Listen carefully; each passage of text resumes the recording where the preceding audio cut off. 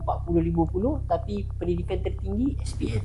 Stereotype sebenarnya saya rasa STPM ni sangat bagus. Ambil balik SPM dalam bahasa Jepun. So ada one of the student ni, dia dapat masuk ke satu college. College tu dia seorang je orang Malaysia. Pasal bilingual school, dia ada 4 institution yang kita boleh pilih untuk masuk lah. Berpuluh scholarship yang boleh apply dekat Japan lah, dengan syarat dekat Japan. Banyak yang kontak kita nak pergi belajar sekolah bahasa pun, majoriti nak cari bantuan kewangan. Kalau dapat scholarship masa degree, kebanyakan dapat masa master tinggi. Cakap Jepun Podcast, sikit-sikit Jepun. Cakap Jepun Podcast, sikit-sikit Jepun. Anda sedang mendengar Cakap Jepun Podcast, sikit-sikit Jepun. Assalamualaikum, selamat datang ke Cakap Jepun Podcast, sikit-sikit Jepun. Hari ni kita nak kupas topik yang lebih luar biasa. Tapi macam biasa, nama saya Haris. Dan saya Hakimi Subri. Dalam podcast Cakap Jepun sekali lagi, hari ni kita nak bincang pasal belajar. Pasal belajar pula Especially sekarang ni, lately ni Cakap Jepun kita buat beberapa program marketing lah kan. Tapi yang banyak PM kita sebenarnya SPM. Budak-budak SPM. Dan yang paling saya takut sekarang ni adalah yang budak baru lepas SPM okey. Yang macam tengah mencari jalan, ada mak ayah yang kontak. Kita takut bila mereka tak buat keputusan yang betul sekarang, akan ada jadi macam beberapa orang juga yang kontak kita yang umur 40-50 tapi pendidikan tertinggi SPM. Kita tak nak putus tu. Jadi sebenarnya nak pergi Jepun ni, perlu ke belajar lebih daripada SPM? Ataupun lepas kalau nak kerja, kalau nak belajar ke Jepun, apa minimum requirement nak pergi ke Jepun ni? Alright. So basically untuk belajar kat Jepun ni dia memang ada minimum requirement lah untuk masuk ke tertiary education. Kita ada primary education, sekolah rendah, secondary, menengah. Menengah di Jepun ni terbagi dua. Dia ada lower secondary dengan upper secondary. Maksudnya menengah rendah, menengah atas. So menengah rendah ni form 1 sampai form 3 lah. So menengah atas ni is form 4 sampai form 6. So Jepun dia tak macam kita ada 5 tahun kan untuk sampai SPM. So Jepun total dia adalah 6 tahun untuk dia grad daripada high school. Maksudnya budak Malaysia lagi pandai lah. Kita 5 tahun cukup untuk habis sekolah. So kita cukup 5 tahun je kan. Tapi basically macam lebih kepada dia cuma ada beberapa negara tu kan. Beberapa negara yang ada maksudnya total education dia sekolah menengah, sekolah rendah ni 11 atau 10 tahun. Hanya beberapa negara saja. Ini yang mungkin orang Malaysia tak tahu sebab kita biasa dengan SPM. Tapi sebenarnya sijil yang lebih mahal daripada SPM adalah STPM. Betul, STPM. STPM tu dah sama macam Jepun lah. Dia 6 tahun. Betul. Dia stereotype sebenarnya. Saya rasa STPM ni sangat bagus. Kalau siapa yang melanjutkan pelajaran ke STPM, sebab dia ada different path untuk masuk ke higher education lah. Dia tak perlu pergi maksudnya dia bukan matrik kan. Tapi and then kalau rasa tak puas hati dengan SPM, dia boleh guna STPM untuk dapat banyak bantuan-bantuan kewangan ke apa kan. Bertaubat ketika SPM ni. Sebab ada orang bertaubat kat matrik. Dia based on result SPM ni. Dia ada dia ada perbezaan harga so. So berbalik kepada Jepun punya education requirement. So dia kena tamatkan dulu primary, secondary ni 12 tahun. 12 tahun. Maksudnya SPM tak cukup. So maksudnya SPM tak cukup setahun lah. Sebab SPM hanya 11 tahun. So macam mana nak mencukupkan 12 tahun ni adalah dia kena masuk ke language school. So language school ni dekat Japan selalunya adalah 2 tahun. Sebab bila dia tak cukup setahun, dia kena tambah, dia akan jadi setahun and then dia akan tambah lagi for another 1 year sebab dekat Japan kalau masuk language school basically kita semua belajar balik apa yang kita dah belajar masa sekolah menengah ni cuma dalam bahasa Jepun. Cuma dalam bahasa Jepun. Ambil balik SPM dalam bahasa Jepun. dalam bahasa Jepun. So subjek dia tak banyak sebenarnya. Sebab dia ada 2 exam yang kena lepas lah untuk kelayakan sambung ke peringkat tertiary ni lah kita panggil college ataupun universiti ni kan. Pertama adalah JLPT. So JLPT ni adalah untuk bahasa lah, Japanese Language Proficiency Test, JLPT. So JLPT ni kebanyakan institusi dekat Japan ni dia nak N2 ataupun N1 lah, level yang tertinggi lah. Kalau boleh dapat N1 tu lebih mudah lah untuk mohon. And then satu lagi adalah EJU. EJU ni lah yang macam SPM sebenarnya. Untuk kefahaman EJU ni macam SPM. So dia ada examination, nama dia panjang, examination for Japanese University Entrance Exam macam tu lah. Entering Japanese University, EJU. Entering dia Entering Japanese University Examination for Foreign Student macam tu, for international student. Panjang. So dia pendekkan jadi EJU. Maksudnya ujian kemasukan universiti untuk pelajar luar negara lah. Okay. So dalam EJU ni dia ada 4 core dia. 4 core. Yang pertama ada subjek. 4 subjek lah, kita boleh katakan subjek lah. Pertama adalah bahasa Jepun of course lah. Okay. Yang kedua adalah, tapi tadi dah ambil JLPT. JLPT ni untuk level, check level punya ni. Yang ni dia ada bahasa Jepun juga, tapi dia ada certain scoring dia. Dia ada scoring dia. Dia ada total average score tu berapa. Maksudnya nak masuk Universiti Jepun ni kena ambil 2 exam bahasa Jepun. Yes, dia ada 2. EJU punya betul. Dia ada 2. Dia ada 2. So dia ada Japanese language. Okay. Yang kedua adalah Japan and the World.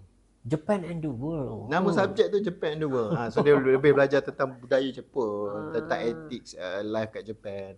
So Japan and the World lah. And then dia ada Mathematics. Mathematics adalah subjek wajib. Tak kisahlah anda engineering ke social ke. Saya nak ambil Mescom kat Jepun. Mescom sebab apa? Matematik ni dia ada 2 tuan. Dia ada course 1, dia ada course 2. Okay. Course 1 ni senang nak faham, macam matematik Modern. Mudah sikit. Mudah lah. Yang course 2 ni siapa yang nak ambil engineering ke apa ke, dia kena ambil course 2. Course 2 tu adalah level AdMed. So dia ada course 1, course 2. So kena tengok requirement universiti. Sebab tu best kalau sama belajar kat Japan ni. Kita dah tahu kita nak ambil belajar apa. So kita dah rancang pada awal dah. Nak ambil course 1 ke, nak ambil course 2 ke, nak ambil subjek apa ke before apply. And then nak sambung ke universiti. Sebab universiti Japan ni dia bukan macam kita guna UPU. Okay, dia segalanya bergantung kepada antara 2 lah. Satu entrance exam. Okay, entrance exam ni kebanyakan universiti yang top akan ada entrance exam lah. That's why untuk foreigner dia gunakan EJU tu. Walaupun ada certain masa, certain universiti ni kalau competition tinggi, still dia kena ambil entrance exam juga. Universiti tu punya entrance exam. Yes, universiti tu. So nak masuk universiti A, kena ambil universiti A punya exam, entrance exam. Universiti B punya entrance exam. Universiti C punya entrance exam. Dia tak sama macam kita Malaysia. Kita macam dengan satu result SPM tu, kita mohonlah berapa banyak kos pun kita. Kita fight satu Malaysia. Kita fight. Dia battle macam rembayung sikit. Battle ala-ala rembayung tu. Jadi orang kata saya for flag kenapa tak dapat SPM. Betul. Itulah kenapa macam kita tu? Punya ni lah. Okay. So dia akan guna konsep macam tu lah. So that's why nak mencukupkan satu lagi ialah yang keempat adalah subjek sains. Dalam sains ni dia ada 3. Dia ada fizik, chemistry dengan biology. So siapa yang nak further study engineering, so korang kena ambil lah fizik dengan chemistry. So benda yang belajar lebih kurang SPM plus sikit lah, tapi dalam Japanese. Tapi tak payah ambil biologi lah. Contoh saya nak ambil engineering. Kalau nak ambil biologi, dia ambil veterina, ambil medik, dentistry untuk pergigian kan, dentist. Yang itu kena ambil chemistry dan biologi lah. Okay. So dia ada 2 dari 3. So maksudnya kona kat mana-mana pun, matematik confirm, chemistry confirm. Chemistry confirm. Sebab dia sama ada chemistry fizik atau chemistry bio. Yes, itu kalau engineering and medic related lah. STEM punya. STEM punya ni lah. Tapi kalau macam science social, nak ambil business ke apa, dia tak perlu pun subjek science. Okay. Tapi maths tu wajib. Maths wajib. Nihongo tadi wajib. Dengan Japan and the World. Japan and the World tu. Gitu. So dia ada, and then dia ada 2 pula EJU ni. Bukan apa kita nak masuk ke universiti ataupun college ni, dia ada 2 pilihan. Biasanya undergraduate ni tak banyak sebenarnya English medium. Dia ada tapi ada. Biasanya top universiti yang offer lah, dan private lah, top dan private university ada yang offer English medium. Tapi undergraduate ni saya boleh katakan 80% 90% lebih ni memang in Japanese lah, dia Japanese medium. So that's why EJU ni ambil Japanese medium lah. Okay. So bila ambil Japanese medium, tapi kalau nak sama master PhD ni English medium banyak. Dia lebih banyak. Banyak pilihan dia. Right. So undergraduate Japanese medium, Cuma kalau nak ambil English medium, okay, yang undergraduate punya, dia berbeza pula. Dia kena ada IELTS ataupun TOEFL. Okey, kena ambil exam. Exam. Dia TOEFL kena tu. ada IELTS ataupun TOEFL lah. Yang tu dia ambil kat Malaysia kan? Yang tu dekat Malaysia pun ada. Dekat Malaysia pun ada. So Macam EJU tadi, dia kena macam ambil kat EJU. Jepun. EJU kat Malaysia ada. Oh, kat Malaysia ada? Kat Malaysia ada. Buat dekat Sunway. Sunway University. EJU ni macam JLPT kan, 2 kali setahun. Okey, dia ambil kat Malaysia EJU ni. Dia ada ambil kat Malaysia. Yang tu di bawah Selit Jagam sebenarnya. Dia dengan Sunway University. So dia ada 2 kali setahun. Cuma dekat sini yang bezanya adalah kebanyakannya ambil in English medium lah. So kalau nak ambil Japanese medium yang senang nak belajar, best nak belajar, kena ambil dekat Japan lah. Masuk language school. Cuma kalau lepas SPM ni beza dia tak boleh masuk semua language school. Dia tak boleh masuk semua preparatory school. Dia hanya yang diiktiraf oleh MAX, Ministry of Education, Sport Science and Technology Japan saja yang diiktiraf. Sebab dia tak cukup setahun tadi kan? Betul. So hanya ada institusi yang diiktiraf oleh MAX ni yang budak SPM boleh masuk. Yang boleh endorse ini adalah tambahan tahun yang dia tak cukup. Tambahan tahun yang dia tak cukup tu. Okey. Alright. So dia ada satu yang macam dekat cakap Jepun, kita collaborate dengan salah satu yang di Tokyo Galaxy Japanese Language School ni kan. Right. Yang itu adalah salah satu institusi yang memang ada university preparatory course yang MAX punya. Yang di-endorse oleh MAX. Endorse oleh MAX punya. Okey. So basically yang macam apa yang itu flow dah. Maksudnya dia nak kena masuk language school. Tapi kalau tak nak masuk language school, means ambil English medium ke apa semua, itu path lain lah. Ni kita cerita yang Japanese medium lah. Okey Dan. Kalau saya masuk Tokyo punya sekolah tadi tu, ada fail dengan lulus ke sekolah tu? Adakah saya confirm dapat masuk universiti dekat Jepun ataupun ada kebarangkalian tak dapat masuk? Dia especially dia akan bergantung kepada end result. Okey. Sebab dia tadi dia ada tengok dua kan. Dia tengok JIPT and then dia tengok EJU. So setiap universiti dia akan letak requirement. EJU ni dia total markah. Contohnya accumulated dia is 200 untuk subjek untuk Japan and the World ke matematik ke 200. So minimum nak apply dia cakap okey kena 150 contohnya. So bila dah ada purata markah 150 boleh apply universiti A. Oh, maksudnya based on result JLPT kita tu dengan JLPT EJU kita tu dapat result baru kita tahu universiti mana yang kita layak untuk apply. Yes. Kita tahu dia ada certain requirement lah universiti tu. Kadang-kadang dia bergantung juga contoh kalau universiti ni walaupun requirement dia total average markah tu 150. Tapi orang yang apply semua 108, 109, jadi kuota dah penuh. Ya, betul. So kita yang markah 106 ni tak lepas juga. Tak lepas juga. So that's why kalau boleh score lah setinggi-tingginya. Atau memang kena pandai cari peluang mana universiti yang tak ramai sangat orang apply. Betul. Kan? Dan terima kita punya level markah kita tu lah. Gitu. Dan the best is ni pengalaman dulu saya menghantar ni daripada 2016 lagi. So ada one of the student ni dia dapat masuk ke satu college. Kita boleh pilih universiti ataupun college lah. College tu dia seorang je orang Malaysia. Seorang je orang Malaysia. Jadi dia mendapat perhatian umum lah. Dia belajar programming. So sampai sekarang pun masih bekerja sebagai programmer lah dekat Tokyo ni. So dia punya bila satu tempat tu college ni dia tak ramai foreigner, ada kebarangkalian untuk dapat ni lah bantuan kewangan tu ada. Bantuan kewangan tu ada. Sebab daripada foundation macam dia tu dia masuk dalam ni Yomiuri tu. Tuan pernah dengar Yomiuri? Yomiuri ni salah satu syarikat newspaper yang besar lah dekat Jepun. Okey. Yomiuri Giants tu is diorang punya team baseball. Yes. Tapi Yomiuri punya college dia orang ada college sendiri. Dia ada college sendiri. So orang masuk situ dapat bantuan kewangan lah. Macam kita masuk UTP, masuk Unitan lah. Unitan bagi scholarship macam tu lah kan. Betul. Sebab dia kalau pilihan selepas habis language school, dia ada 4 institution yang kita boleh pilih untuk masuk lah. Okey. Pertama yang kebiasaannya orang tahu is universiti lah kan. Universiti. Yang kedua, sambung degree kat atas lah ni. Sambung degree kat atas. Yang kedua adalah dia panggil Tankidai Gaku. Maksudnya macam college lah. Okey. Dia lebih college punya level. Okey. College punya level dia tak panggil diploma, dia panggil associate degree. Dia one step before undergraduate. Sebelum degree tu dia ada associate Sebelum degree. undergrad degree tu dia ada associate degree kan. Okey. Ini berapa lama? Kalau yang degree standard? Degree standard 4 tahun. 4 tahun untuk yang kalau selain daripada veterina, medik dan dentistry itu 6 tahun. Okey. Selain daripada itu 4 tahun. 4 tahun. Standard 4 tahun. Tangki daigaku tadi? Tangki daigaku ni college ni ada yang 2 tahun, ada yang 3 tahun. Okey. Dia bergantung pendek kepada course. Lah. Okay. Dia akan pendek sikit sebab college punya level kan. Kemudian dia ada specialized training college. Okey. Dan dia Semongako. Semongako specialized training college. Specialized training college. So Semongako ni contoh dia nak jadi macam apa? Hair salon punya ni kan. So dia masuk kat situ lah. Okey, skill lah. TVET. Dia boleh katakan macam TVET lah, TVET. Okay. So itu adalah minimum yang dia boleh sambung lah. Okay. And then yang last sekali adalah dia masuk kepada Semongako.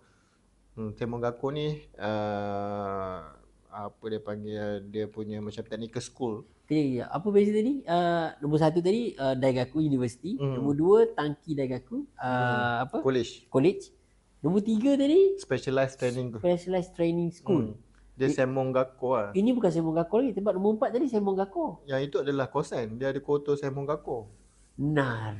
Dia sekolah menengah vocational tu yang 5 tahun. College vocational. Kalau orang Jepun dia masuk 5 tahun. 5 tahun 6 tahun, and then dia terus masuk third year university kalau dia pada study lah. Malaysia banyak kita hantar ke situ juga. Malaysia pun ada kosan. Dia panggil kosan lah. Kosan. Dia bukan Semongako tu. Itu Koto Semongako. Patut dia orang kadang-kadang pakai baju sekolah. Betul. Dia macam sekolah lah. Okey. Kita teruskan dulu. Itulah dia punya ni. So ada tengah-tengah borak ni partner Jepun kita orang call. Dia call tuan Kimi, call kita angkat, dia call saya. Sekejap lagi kita call balik. Kita call balik lah tengah recording. Okay. So that's why pass dia ada 4 lah biasanya. Dan juga pergi kat mana pun dia akan pergi ke universiti kalau nak further study lah. Boleh pergi ke universiti, dan atas lagi tu dia ada graduate school. Master dan PhD lah. So ada satu tempat dia asing, master graduate school ni lain. Undergraduate ni lain. So dia ada 2 tempat yang berbeza lah. That's why dia punya pilihan, dia punya path tu very clear lah, nampak kan. Maksudnya kalau daripada language school tu, so next tu kena dia nak pergi kat mana? Dia nak pergi ke language school ke, dia nak pergi ke university ke, college ke, specialized training college ke, Semongako ke, nak pergi ke kosan ke. So dia ada path dia lah. Okey. Senang lah sebenarnya. Cuma kadang-kadang dia orang ni tak tahu dia orang nak pergi mana. Mana tempat yang sepatutnya mereka tuju, especially kalau mak ayah ke, anak-anak ke yang apply SPM ni, dia nak tahu apa route yang ada, sekolah mana yang patut dia orang pergi, 2 tahun tu berapa ringgit, nak duduk kat mana, siapa yang akan jaga saya, visa macam mana. So untuk kiranya untuk parents lah. Benda ni soalan yang soalan mau cakap apa? Soalan lazim. Lazim yang frequently asked question. FAQ biasa yang akan ditanya lah. So basically macam kita di Cakap Jepun pun kita memang ada kerjasama dengan 5 language school. So kita boleh pilih lah sama ada duduk di ni. Untuk SPM sekarang ni pilihannya ada di Tokyo lah. Okay, kalau yang STPM ke atas, okay, STPM ke atas dia ada di Tokyo, kemudian dia ada di Nagoya, Osaka, Kyoto, Fukuoka. So dia ada pilihan, maksudnya kalau tak nak duduk bandar boleh duduk di pinggiran bandar kan. Tak nak pinggiran bandar boleh duduk kampung. Tak nak duduk kampung, nak duduk mana lagi? Tepi laut. Kita tak kira Okinawa lagi, nak tengah-tengah lautan. Okinawa macam Malaysia tu. Macam Malaysia kan, duduk tak payahlah. Baik-baik tak payah duduk. Okey. Biasa kan, apa concern nak pergi Jepun ni, nak sambung belajar ni? Apa sebenarnya? Belajar lah. Benda kena tuition itu ikenai. So basically yang first ni dari kacamata parents ke macam mana? Dari kacamata student ke parents? Student dan parents lah, dua-dua ni. Okay. So kalau secara commonnya biasanya bantuan kewangan lah. Okay. Diorang ni ada scholarship ke apa kan.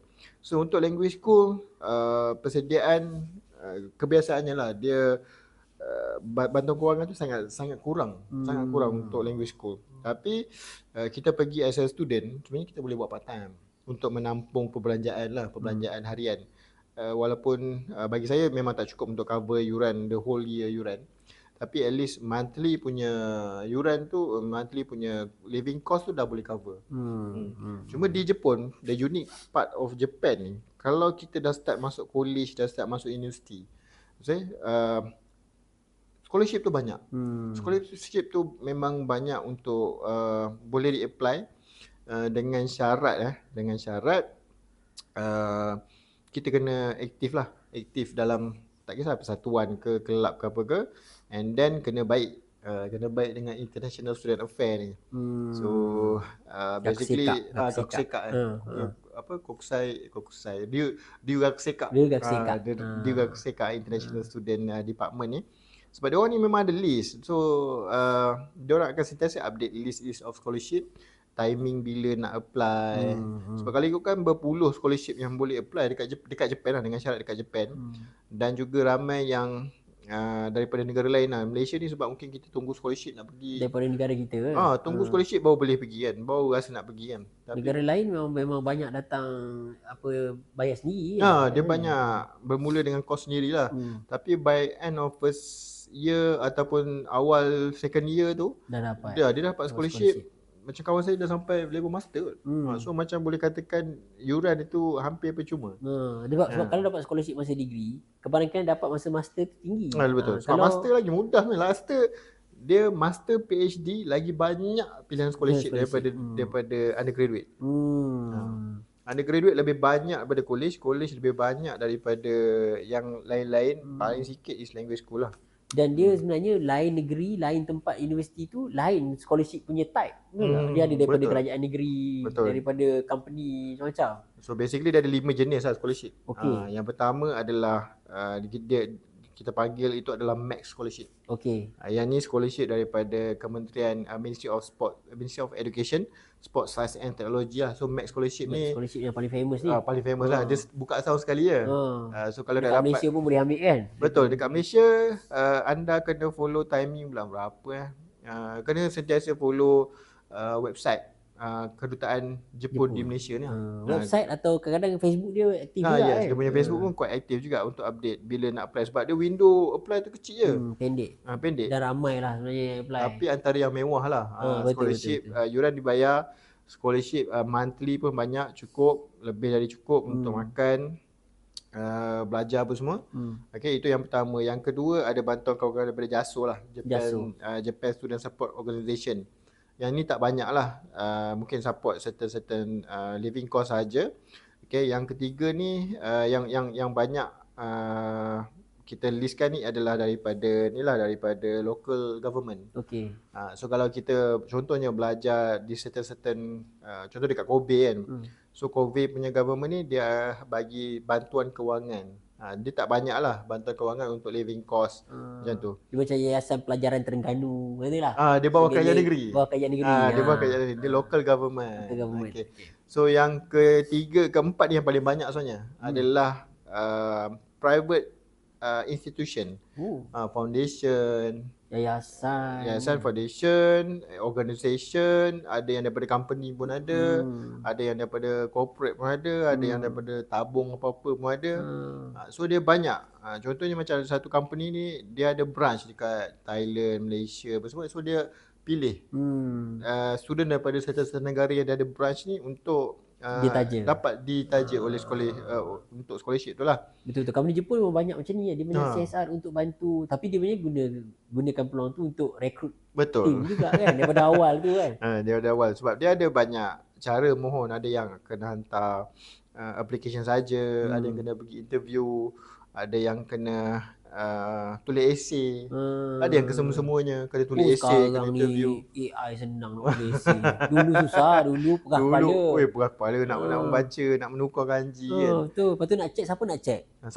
Sekarang boleh masuk je AI, please check. Confirm kantoi lah, ini tak rasa power ni kan. Betul. Kalau nak minta tolong member pun. So yang ini yang paling banyak sebenarnya. Company ni, organisasi private organisation ni. Dan yang last adalah yang last ni adalah scholarship yang boleh apply while residing abroad. Maksudnya kita duduk dekat Malaysia pun kita boleh apply. Oh. Maksudnya secara online ataupun ada setengah tu dia kena hantar download permohonan hantar. Tapi yang tu tak banyak lah. Dia segi pilihan dia tak banyak. Yang paling banyak tadi yang nombor 4 tadi lah, private institution tu banyak macam Kubota, Rotary Yoneyama. Baru-baru ni ada sensei kita yang duduk dah kerja kat Jepun, husband dia kerja kat Jepun. Dia dapat tawaran kena kerja dekat Jepun tapi dapat sambung master free. Scholarship. Dia punya company tu sponsor scholarship.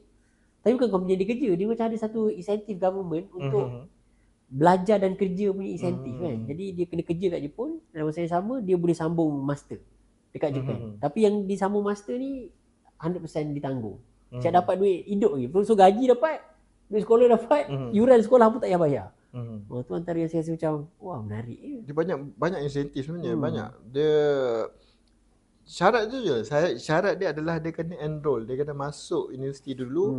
Dah ada bukti memang student universiti tu baru senang untuk mohon. Betul. Jepun dia sangat tengok track record lah. Track record. You kena tunjuk dulu you dah boleh masuk universiti tu. Boleh survive setahun, 6 bulan ke dah survive, barulah layak apply lah. Dia bukan macam main jojo impian ni. Saya insya-Allah akan berusaha dekat universiti ni. Dah berapa lagi kan.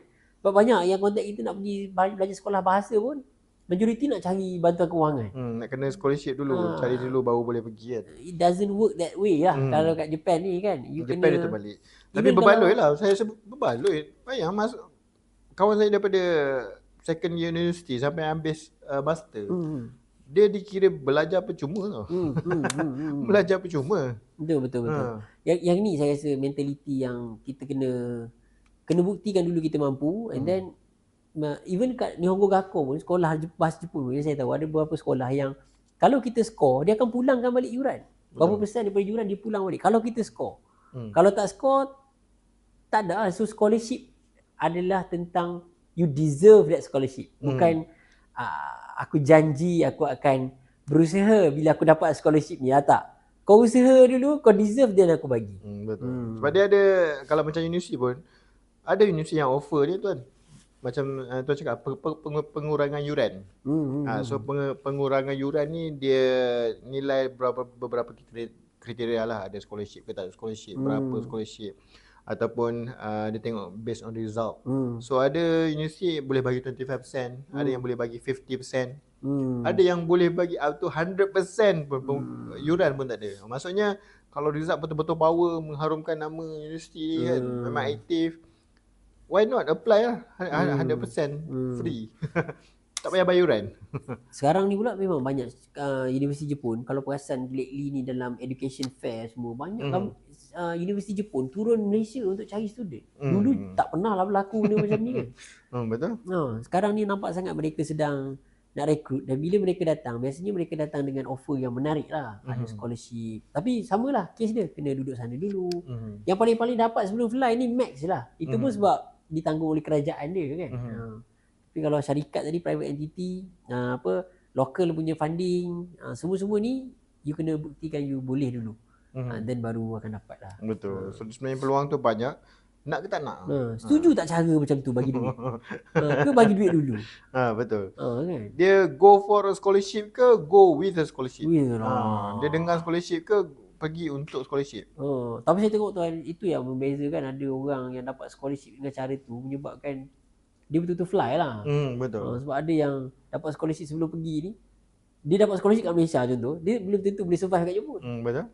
Tapi mungkin dia boleh survive kat Malaysia lah kan. So kayu ukur dan cara kita nilai benda tu beza lah. So basically dia macam parents, another one parents punya concern adalah dari segi safety lah. Sebenarnya first student yang kami hantar dululah tahun 2016 yang saya pernah hantar student pertama adalah seorang perempuan. Seorang perempuan. Lagipun ada balik 2 orang je. So dia anak sulung. Mak ayah dia itulah macam, betul ke anak aku nak pergi ni kan? Sebabkan apa? Sebab bagi ni lepas SPM ke apa ni?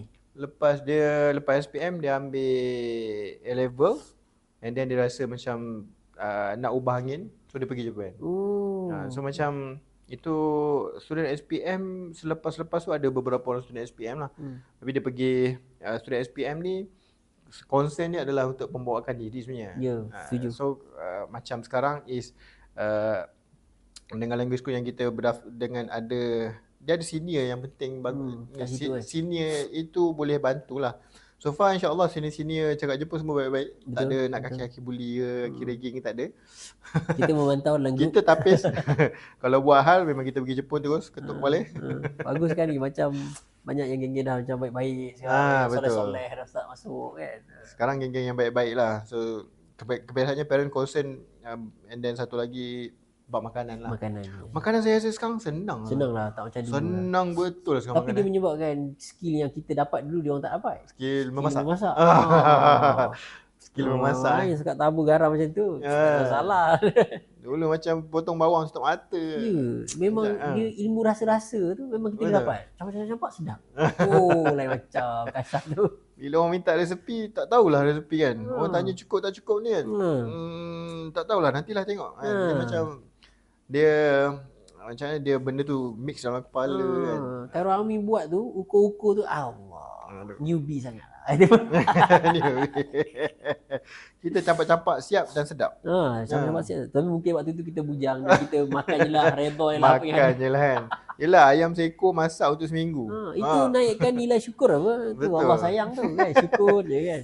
Masak tak sedap pun makan je lah. Letak nasi, letak kicap ke. Tak boleh letak nasi curang. Dulu masak kari kan. Kari dulu masak banyak tu kan. Kenapa? Sebab macam kadang-kadang musim sejuk kan. Dia macam malas nak duduk dapur lama-lama. Seekor ayam tu masak kari. Tapi kita makan 2-3 ketul lah. Sikit lah kan. So by seminggu tu dia dah jadi macam jadi tom yum dah warna dia. Dah warna. Jadi sup ayam dah. Dia bukan tom yum. Dia ayam ni kalau kita rebus lama dia gelatin apa dia panggil tu? Faham. Dia ada dia keluar lah gelatin dia tu. Ada gelatin dia tu. So by the time sebab tinggal kat luar sejuk kan. Benda sejuk kenapa masuk peti? Kalau kat Jepun kita masuk peti. Tak masuk peti, letak yang atas dapur sebab dia memang dah sejuk. So bila dah hujung-hujung dah lagi 2-3 hari tu nak habis kan, dia macam rasa macam gelatin dia punya tu bila makan kita tak perasan. Tapi bila cantik tu. Bila panaskan tu okay, tu stok ayam yang jadi betul-betul. Stok ayam, jadi stok ayam. Lah. Betul. Sebab kita keep on panaskan benda tu. Memanaskan. Sebab bila dibiarkan tu dia memang boleh sejuk sendiri. Memang beku lah sebenarnya atas tu kadang-kadang kan. Kena pula Nagaoka time musim winter tu kosong. Minus 10 tu jarang lah. Minus 5 kosong tu standard lah. Betul. So tak payah masuk peti, tinggalkan kat dapur. Tutup dah. Tutup settle. Tak payah nak masuk peti. Betul. Nak makan kecekak settle. Panaskan, agak-agak tengok dah berasap, ambil makan. Tapi betul, kari ni sebenarnya lagi banyak kita panaskan, dia lagi sedap. Dia lagi kau, dia lagi dia feel dia lain lah. Betul. Dia punya rasa manis, rempah dia tu lain. That's why siapa yang nak belajar overseas ni memang wajib belajar memasak kan. Kalau rugi kalau tak belajar masak. Bukan apa, sebab dia satu boleh jimat kos. Tapi jangan risaulah, sebelum fly tak pandai masak tak apa. Betul. Sampai sana dia pandai sendiri. Dia pandai-pandai lah. Saya sebelum pergi tak pandai siang potong ayam ni. Sama. Tapi bila pergi kan tengok orang buat cakap tolonglah. Kita pun mula-mula berkecai ayam tu. Sebab ayam tu kita akan beli yang whole tu. Yang whole kan? Yang seekor yang tak potong. Tapi dia dah perut semua dah tak ada. Betul. Dah tak ada. Kita tetap dia sampai macam seimbang tu. Boy. Saya pernah cakap benda ni kat wife saya dulu. Saya pandai potong ayam. Ya awak ya. Kita lepas kahwin kita tak potong ayam. Malaysia ni ayam dah siap potong. Ayam bukan kalau tak siap potong lagi kita boleh minta tolong potong. 12 ke 18 ke. Betul. Hari sekali tu saya beli ayam yang tak potong. Dia kata, tengok sikit. Dia tengok saya potong tu. Masa bab peha tu dia zup sekali je tercabut tu.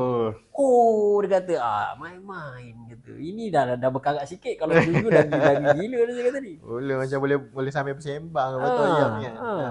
Memang dulu nak cari isi ayam susah. Saya selalu tiap-tiap buat sate tu.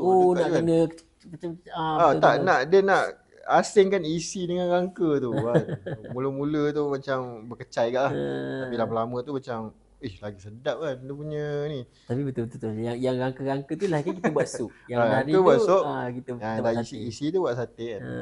So that's why sebenarnya pengalaman. Betul. Dia pengalaman bagi saya kalau berumur mungkin kalau lepas saya SPM umur 18 lah kan. 18 bukan umur yang terlalu muda lah untuk anak ni explore. Kecuali lah kalau anak ni tak pernah cakap apa, tak pernah merantau ke, tak pernah duduk asrama ke, mungkin agak struggle juga pada awal-awalnya. Okay? Tapi dari segi nak bagi dia satu exposure yang selamat. Dia exposure yang selamat ni contoh di Japan lah, exposure yang selamat lah. Dari segi kalau nak duduk di bandar, kalau risau duduk bandar lah, mungkin anak tiba-tiba terpengaruh duduk bandar kan. Laro ke, pilih duduk kampung. Banyak landasan boleh terpesong kalau berada di bandar. So dulu saya ingat dulu ada seorang parents cakap, saya nak anak saya duduk dekat masjid. So kat masjid kita carikanlah rumah dekat Yoyogi Uehara tu. Kebetulan dia walking distance nak pergi Jami Masjid Tokyo Jami tu. So duduk kat situ, Lalas tanya cakap macam Masjid Turki kan. So Lalas tanya macam, oh senang lah korang duduk situ makan apa semua kan. Cakap tak juga, Lala boring juga makan. Makan Arab je semua kat situ kan. Lala makan Arab kan. Dulu makan halal, makan Arab je.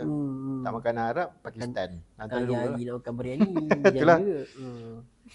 Tapi itulah, bila cerita pasal tadi, episod sebelum ni kita pernah cerita pasal brain gain. Last kali dia memang merujuk kepada falsafah asal dia, no pain no gain lah. Betul. Jadi nak brain gain ni nak kena brain pain dulu lah. Betul. Kena brain pain lah. Tapi nak make sure pain tu kita survive lah kan. No betul. pain no gain. InsyaAllah. Bagus tu. Kita encourage lah sebenarnya. Any negara lah sebenarnya kan, tak adalah Japan saja. Betul. Tapi dia selagi ada peluang kalau contoh nak merantau, bagi saya dia tak kisah di mana saja. Kalau mungkin parents prefer anak saya pergi UK ke US ke, boleh, tak ada masalah. As long as bagilah peluang untuk mereka ni merantau dan belajar banyak benda. Sebab bila balik nanti dia akan nampak dua cara pola pemikiran yang berbeza. Dan dia mungkin biasanya akan jadi dua juga kan. Dia akan sayang Malaysia lagi gila ataupun dia jadi tak suka Malaysia. Tapi so far kami punya tribe, alhamdulillah lah, makin sayang Malaysia lah. Betul. So far dia akan ada satu mindset ongaishi lah. Ongaishi. Membalas budi. Okay.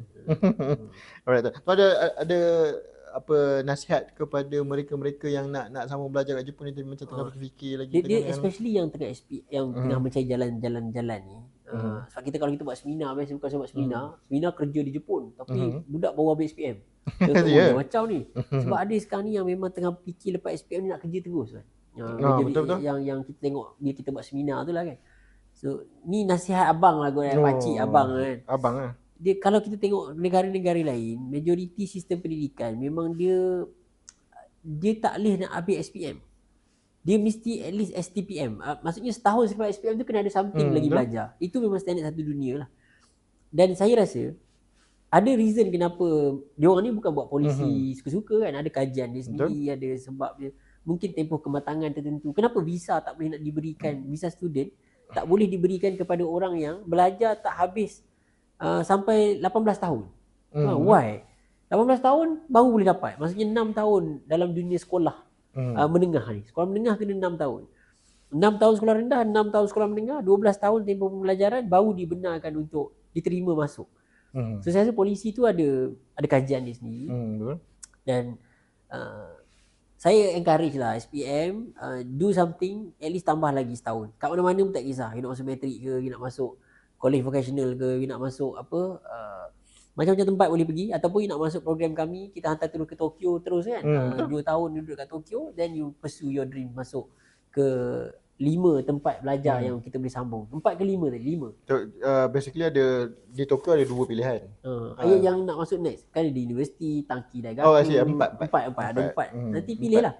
At least ada 2 tahun lagi untuk fikir. Dia ada masa 2 tahun untuk fikir. So dia sebab apa? Mungkin first kena faham selalu kalau orang tanya, saya belajar ni, target saya nak masuk Tokyo University. Nak masuk Osaka University. Dia macam cita-cita nak masuk Harvard, nak masuk Cambridge kan. Realitinya adalah bagi saya lah, jangan push ke arah tu, ikutlah kemampuan yang ada. Nanti kan takut berimpian tapi tak kesampaian, nanti jadi sedih. Kenapa? Sebab terus terang cakap level untuk masuk Tokyo University tu sangat-sangat tinggi. Okay? Dia bukan tak boleh masuk. Dia bukan mustahil nak masuk. Dia boleh masuk dengan syarat kena ambil entrance exam dia. So kalau nak entrance exam dia level pun boleh tahan juga. Antara yang tersusah lah dekat Japan ni sebab dia top 10 university lah, macam Osaka University, Hokkaido University. So kalau nak plannya nak bekerja di Jepun, bagi saya habis tamatkan universiti di mid tier university pun dah cukup. Kalau nak bekerja dekat Malaysia, orang tak kisah pun universiti mana, as long as JLPT tu N1. Betul. JLPT tu N1. Try lah dapat betul. dekat Japan tu.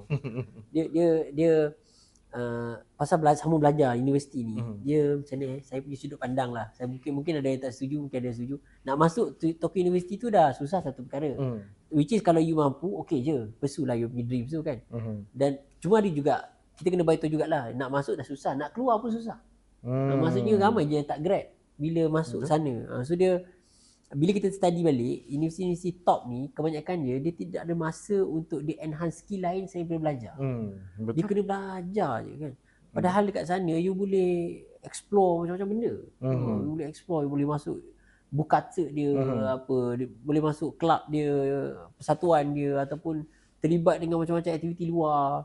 So kalau kita pergi tu sekadar buat satu perkara, kalau kita tengok perkara Amin kan, dia menari-nari kat universiti kan. Dia kena buat benda-benda macam tu lah. So, banyak skill selain daripada otak ni, banyak lagi juga benda lain, karakter yang perlu kita develop lah masa belajar ni kan. Kena jadi leader, kena buat projek, kena terlibat dengan komuniti, kena segala-galanya. Naikkan empathy level, EQ semua tu, supaya bila you grad nanti sebenarnya you dah ready untuk berhadapan dengan reality lah kat luar masyarakat ni. Okay? Right?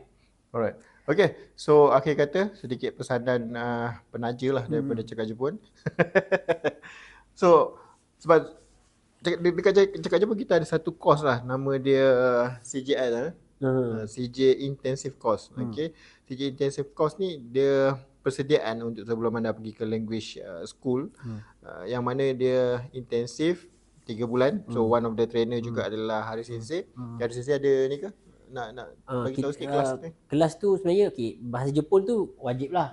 Tapi antara benda yang Cakap Jepun saya rasa berbeza dengan tempat-tempat persediaan lain adalah kita readykan, kita tapis siap-siap. You sebenarnya boleh pergi kat mana. Macam contoh Kang Hakim beritahu tadi, ada orang nak pergi Tokyo, tapi bila kita buat personality test, kita buat dia punya karakter punya testing sikit ni, kita tahu dia punya suit ke arah mana. Ada orang mungkin dia kata dia nak jadi engineer, tapi bila kita check, you sebenarnya better jadi account kot. Macam tu lah.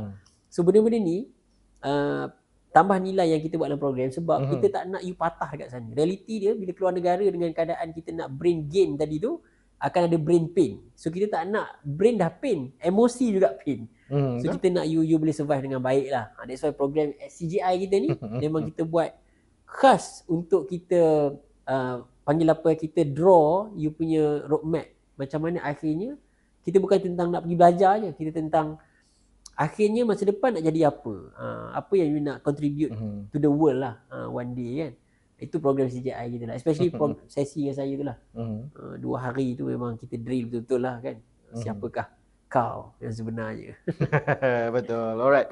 So kalau anda ada apa-apa soalan, nak memerlukan bantuan untuk sambung belajar ke Jepun, anda boleh contact kami, tulis di ruangan komen pun boleh, nanti kita akan hubungi dan anda boleh, kita ada sesi consultation tu Ada, betul. Kita ada sesi consultation one on one. Anda boleh book the slot, dan saya galakkan lah kalau student SPM ni ataupun student diploma ni, even student degree pun datang ke Cakap Jepun bersama dengan parents. Sebab parents is your funder.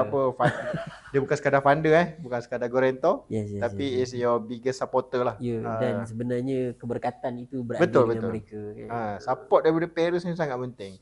Kalau parents tak berapa nak support, kita nak sangat tapi parents tak support pun akan jadi isu juga. Pernah jadi isu kan? Pernah jadi isu. Okay. Alright. So terima kasih kepada yang menonton episod kita kali ini. Alright. Akhir kata, kalau anda ada apa-apa soalan, boleh tinggalkan di ruangan komen. So please make sure anda subscribe Cakap Jepun, okay? Dan juga share dan Follow, like, komen. Semua benda lah. Tag kawan-kawan yang mungkin berminat dengan topik yang kita bincangkan. Betul. Yang nak yang tag parents pun boleh sendiri. Tag parents sendiri pun boleh. Betul. Parents akan tengok video panjang-panjang. Awak je yang tak tengok. Awak tak tengok So yang jenis tengok short-short tu nanti pun boleh, tak ada masalah. Forwardkan kepada kawan-kawan anda. Alright. Betul. So masih thank you. Okay.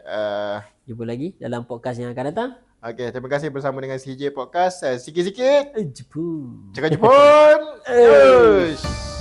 Cakap Jepun Podcast, sikit-sikit Jepun. Cakap Jepun Podcast, sikit-sikit Jepun.